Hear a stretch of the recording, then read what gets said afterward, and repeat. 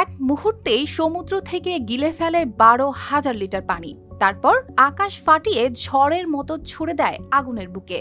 বনের আগুন যখন সব গ্রাস করছে আর মাটির দমকল গাড়ি অসহায়, তখন হঠাৎই আকাশে দেখা দেয় বিশাল এই দানব, যে একই সঙ্গে বহন করতে পারে যাত্রী, আবার মুহূর্তে রূপ নেয় উড়ন্ত অগ্নি নির্বাপন বাহিনীতে।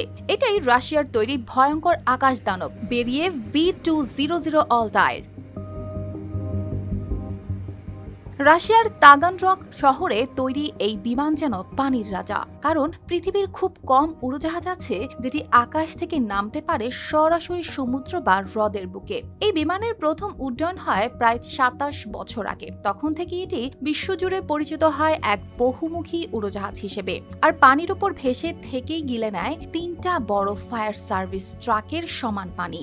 এরপর সেই পানি ঢেলে দিতে পারে আগুনের ওপর, মুহূর্তেই ঠান্ডা করে দিতে পারে জ্বলন্ত বন। এজন্য একে অনেকে বলে উড়ন্ত দমকল বাহিনী। V200 দেখতে যেন বিশাল এক দানবীয় পাখি, দৈর্ঘ্যে প্রায় ৩২ মিটার, ডানার বিস্তারও প্রায় ততটাই। আকাশে উড়তে পারে ঘন্টায় ৭০০ কিলোমিটার বেগে।